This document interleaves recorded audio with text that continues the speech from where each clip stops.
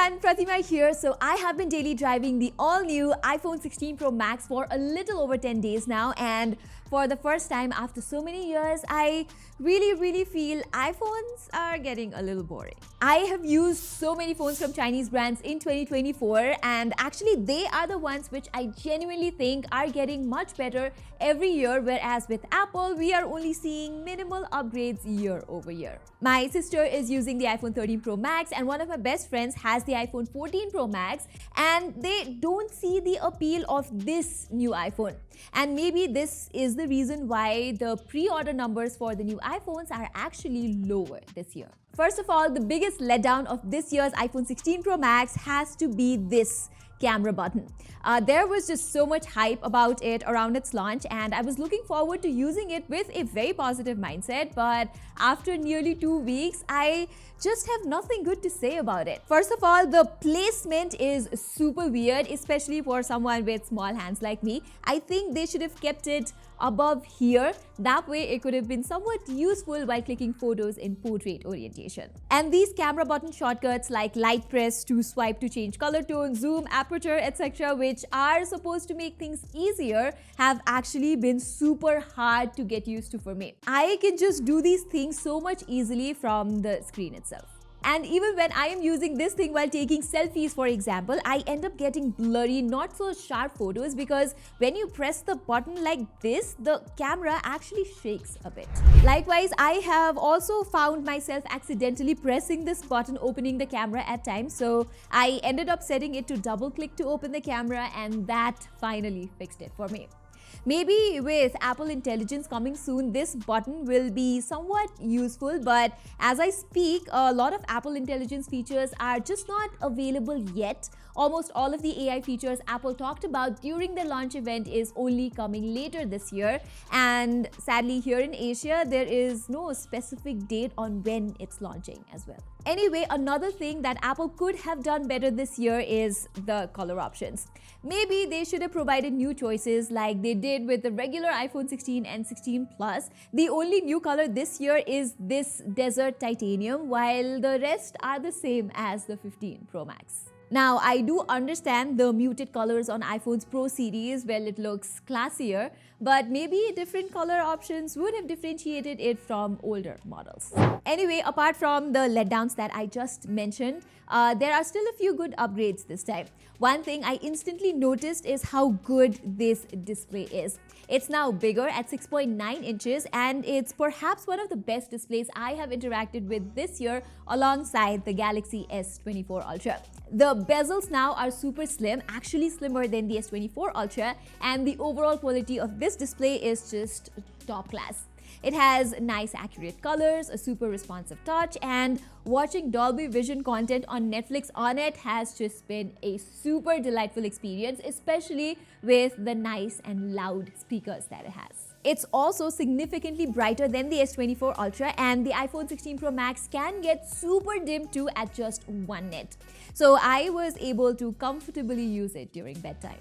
I was expecting the PWM sensitivity, the rate at which these OLED screens refresh, to be higher this time around, but it still maxes out at just 480 Hz. So if your eyes are sensitive to screen flickers, and if you're someone who uses the phone at highest brightness, you might end up getting slight headaches. I know I do. Regardless, I thought the 16 Pro Max was going to be a bit bulky since it has a bigger display and a bigger battery, but to my surprise, it just does not feel that way. In fact, it's more ergonomic than the 15 Pro Max because the weight is now evenly distributed. It is also more robust this time as it comes with the latest generation ceramic shield, which is supposedly 50% tougher than last year.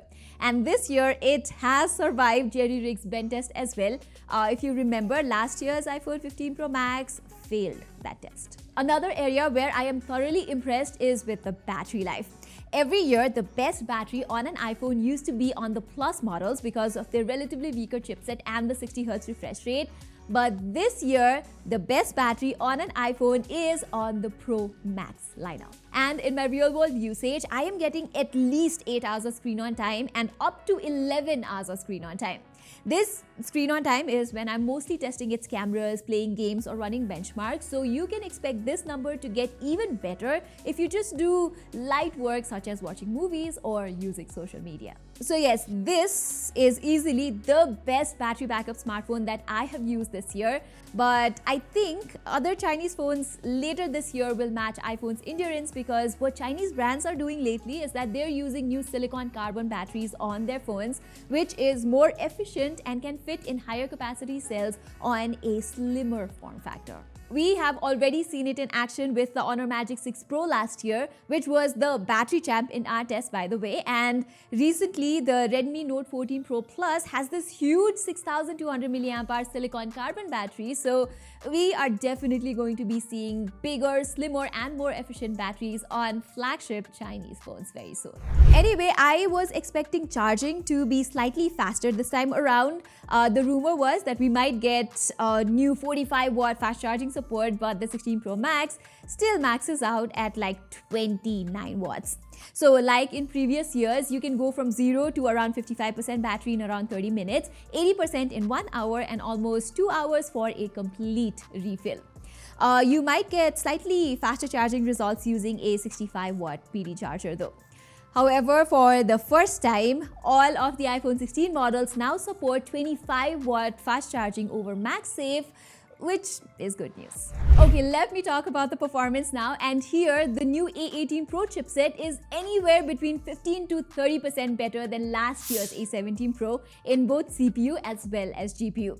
But actually, in real-world usage, you will not even notice a slight difference versus previous year's iPhones. In fact, the 3-year-old iPhone 13 Pro Max still feels snappy in 2024. So what's actually improved here is the stability and sustained performance. For example, I ran a Wildlife Extreme stress test which outputs extreme CPU and GPU loading for 20 straight loops, and as you can see, the stability here is much better than last year's iPhone and even the S24 Ultra. Apple is using a larger graphite sheet this time, which is still not as good as vapor chamber cooling we see on Android phones, but seems like the larger graphite sheet is doing a fantastic job. For example, when I'm playing PUBG Mobile for around 20 to 30 minutes, the 15 Pro Max dims the display to prevent the phone from overheating, whereas in the 16 Pro Max, the display does not dim at all, even after 45 minutes of continuous gameplay.